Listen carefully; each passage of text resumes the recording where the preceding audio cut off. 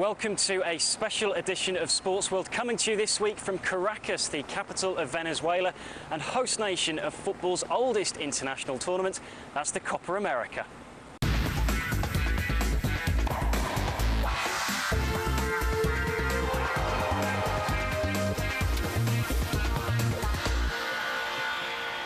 Venezuela traditionally have one of the worst teams in South American football. Can hosting this event change their fortunes? We'll hear from the continent's greatest footballing legend, Pele. I've been talking to him about David Beckham's North American adventure. And while it's all about football in Venezuela just now, we'll take a look at the country's true sporting obsession, and that's baseball. But first, Copa America has come to Venezuela for the very first time. Brazil and Argentina will once again be the favourites to win it. Venezuela will probably just be hoping to win a game. It's the only Spanish-speaking South American country where baseball is more popular than football, and they've never qualified for the World Cup. But they've now been given the chance to host South America's premier international football event. There's no doubt that Venezuela will provide a stunning backdrop to this Copa America. It's the rather more mundane detail of getting the foreground ready that's been causing organisers one or two problems. The electric scoreboard at the Caracas Olympic Stadium still had a distinctly manual look about it just days before the event started. But until now, football has just never been a high priority in this country. On a pitch cut into the mountains that surround Venezuela's capital, trained Caracas Football Club, the country's most successful club side. But their home ground is hardly befitting of that status. It can hold just 4,000 fans, and the pitch, well, that's made of artificial turf. Caracas Football Club have won the domestic league title here on 9 occasions, and last season they shocked the footballing world when they beat the Argentinian side River Plate in the Copa Libertadores. But because of the lack of a suitable stadium, they ended up having to play the home leg of that tie in Colombia. It's a telling indicator of just how undeveloped football is here in Venezuela. This forthcoming Copa America is very important for the whole country. A good thing about this event is that the local government has got involved and taken a leading role in supporting the Copa. But the greatest legacy of this tournament will be a handful of stadiums that will be good enough for a World Cup. The tournament mascot, Wacky the Parrot, may provide a less enduring legacy, but despite their traditional indifference to football, most Venezuelans do seem happy that Wacky and the Copa have landed in their country. Hey, we'll finish in first place. We're going to win the tournament, of course. I'm Venezuelan. We have to do well.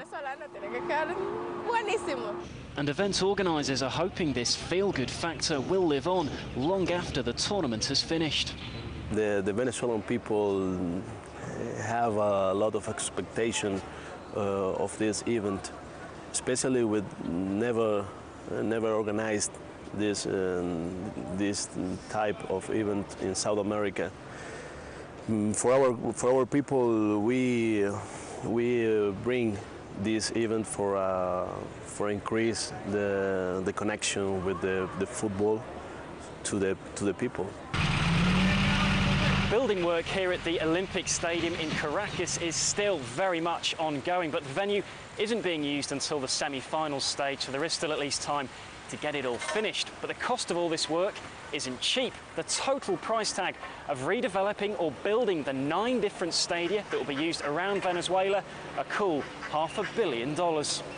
The case for the defence is that such expenditure and so many stadia are necessary in order to take the tournament out to as many Venezuelan towns and cities as possible. But there are plenty of more dissenting voices. The Cup has already cost 4 to 5 times more than originally planned. The tournament should have been ready much earlier without any last-minute problems. Too many of the people in the organizing committees were there for political reasons and not because they were properly qualified.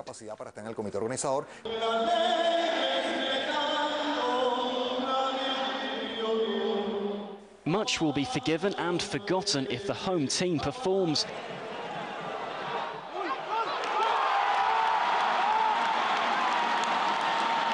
But the Vino Tinto, as they're known, have barely left a mark, never mind a stain on Copa history. They've only ever won 1 previous match. But the side has been improving of late, and there's genuine hope they can at least qualify out of their group. The Venezuelan player has 2 feet and 2 legs, just like everybody else. He's got the same talent as everyone else. And I think Venezuela will put up a good fight, just like Caracas did in the Copa Libertadores.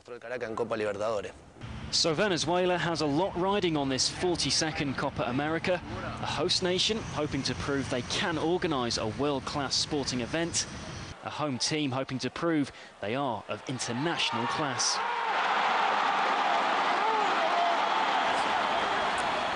Now, with apologies to Diego Maradona, the greatest footballer this continent, or indeed the world, has ever produced is Pele. He won the World Cup 3 times with Brazil, but strangely enough, never won the Copa America.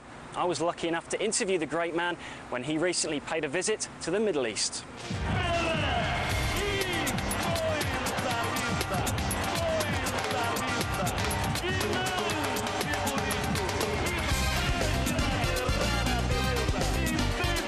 30 years after calling time on his incomparable career, Pele remains arguably the most famous footballer on the planet. He was in Qatar to visit the Aspire Academy, a centre designed to spot and develop the best young sporting talent in the country. The multi-million-dollar facilities on offer here, light years away from what the young Pele experienced when he started out at the Brazilian club Santos. The idea is to prepare the men, to give education to the youngsters, because a lot of good, players, they lost their career because they didn't have support. I think the philosophy in this Aspire, this project, is to make the men first, to give education, because the football player, the athletes, they come natural, they come on the beach, they come in the streets, but the man, the real man, you need to give support to them. How much of a motivation was your father, because his own playing career was cut quite short by injury?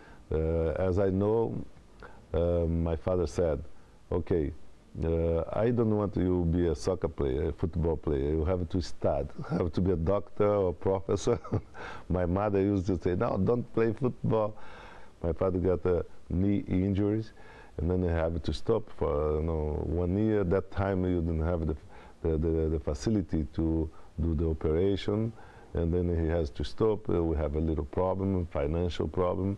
Then my mother was against all the time. But I have a luck, because with 15 I went to Santos, as I mentioned. With 16 I did my first game in the national team of Brazil, and with 17 I was in the World Cup in Sweden. I have a luck, but no, it's not everyone who has this kind of opportunity. Pele finished his playing days in the United States with the New York Cosmos, attempting to conquer the one frontier that had remained impervious to football's charms. 30 years on, and a certain David Beckham is heading in the same direction with a move to the LA Galaxy. While Pele's legacy there is football's enduring grassroots popularity, the professional league Beckham is joining remains some way short of being world-class. We promote a lot of the football, soccer in the United States, and today is a reality. They have a good team, they have a league, but unfortunately the pro level still has a problem, against American football and baseball and basketball. And then I remember when I was in Cosmos, George Best was in LA. We did the same time, the same promotion, and now Beckman gonna have the opportunity to do the same. I think it's important to have a big name to keep the football in life in the United States. What do you remember about those days in the 70s? There seemed to be almost showbiz coming to football, didn't it?